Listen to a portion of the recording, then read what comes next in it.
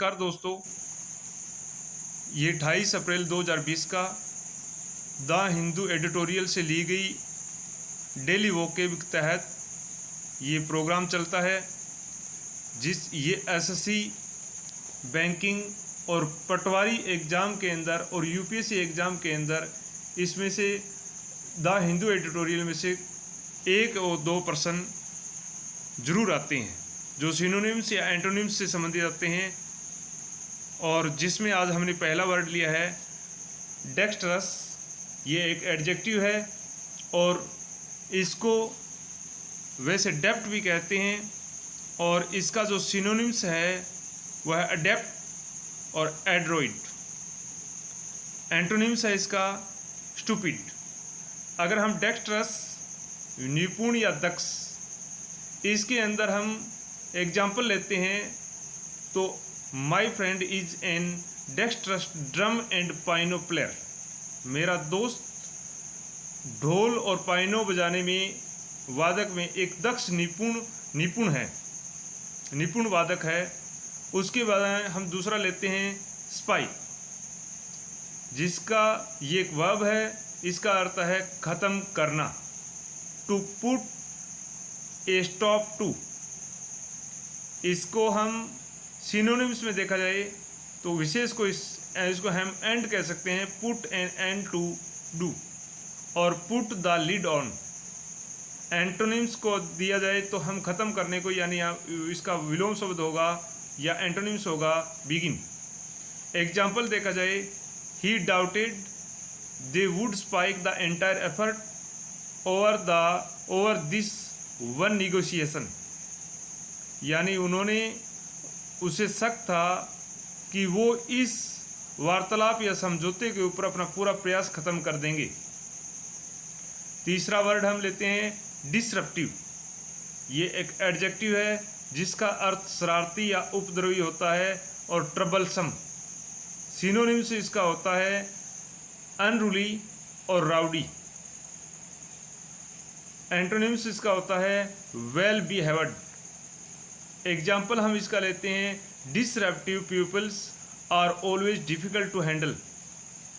उपद्रवी या शरारती शिष्यों को हैंडल करना हमेशा कठिन होता है। 4 नंबर हम लेते हैं जिसमें निगोशिएशंस का मतलब होता है बातचीत या समझौता या वार्तालाप। इसका जो सिनोनिम्स होता है वो पार्लिंग या कॉन्फ्रेंस। एंटोनिम्स इसका होता है डिसएग्रीमेंट, यानी असहमत होना। एग्जाम्पल हम इसका लेते हैं तो a world wide ban is currently under negotiations. एक विश्वव्यापी रोक एक वर्तमान में समझौते के अंतर्गत है। 5 नंबर हम लेते हैं ऑगमेंट। ये एक वर्ब है और इसका अर्थ होता है बढ़ाना, यानी इंक्रीज करना, सप्लीमेंट करना। इसका हम सिनोनिम्स लेते हैं टॉप अप या बिल्ड अप या इंक्रीज। एंटोनिम्स लेते हैं डिक्रीज। दोस्तों, अगर आपने हमारे चैनल को सब्सक्राइब नहीं किया है तो आप ज़रूर सब्सक्राइब करें, और आपको इस प्रकार द हिंदू न्यूज़पेपर की एडिटोरियल में से डेली वोकअप जरूर मिलती रहेगी। Example, he augmented his summer income by painting houses. 6 number Kawas. Kawas एक वर्ब है जिसका अर्थ होता है रद्द करना या कैंसिल करना। सिनोनिम्स का अर्थ होता है रिवर्स और रिसेंट, और एंटोनिम्स इसका हम लेते हैं वैलिडिएट। एग्जाम्पल हम इसका लेते हैं, his conviction was quashed on appeal. उसका अपराध उसकी अपील या निवेदन के ऊपर रद्द कर दिया गया या खारिज कर दिया गया। 7 नंबर एफर्मेटिव एडजेक्टिव, और इसका अर्थ निकलता है पॉजिटिव, और हम सिनोनिम्स लेते हैं असेंटिंग और कंसेंटिंग। एंटोनिम्स लेते हैं डिसेंटिंग और एग्जाम्पल हम इसका एक लेते हैं, he gave me an affirmative answer, उसने मुझे एक सकारात्मक उत्तर दिया। उसके बाद में 8 नंबर लोडेबल, ये एक एडजेक्टिव है जिसका अर्थ होता है प्रशंसनीय यानी प्रेज वर्दी। सिनोनिम्स होता है कमेंडेबल या एडमायरेबल। एंटोनिम्स इसका होता है ब्लेम वर्दी।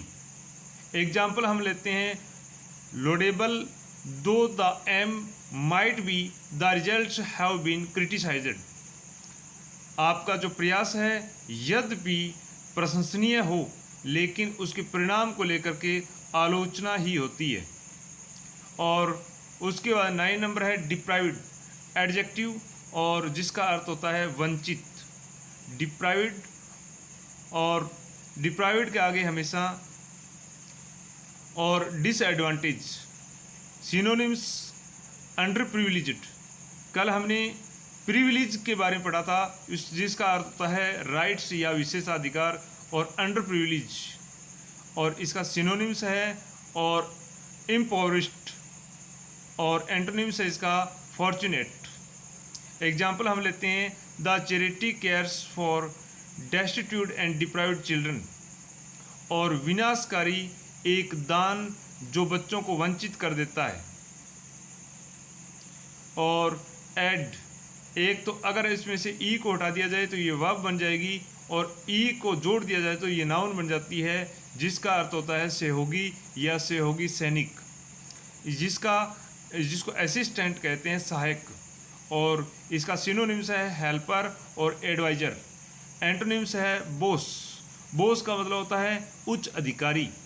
एग्जाम्पल हम इसका लेते हैं, he needed an aid for the task, task का मतलब होता है वर्क यानी कार्य, यानी और इस प्रकार उसे एक इस कार्य के लिए उसे एक सहयोगी की आवश्यकता थी। दोस्तों, अगर आपको मेरा ये वीडियो पसंद आया है तो आप ज़रूर इसको शेयर करें और इसको मेरे चैनल को सब्सक्राइब करें। आगे भी आपको इस प्रकार के वीडियो मिलते रहेंगे। और अब जल्द ही राजस्थान जीके, भारत के जीके के और मैथ और रीजनिंग के वीडियो भी, और इंग्लिश की जो कॉमन एरर है उसके भी वीडियो आपको मिलेंगे। धन्यवाद।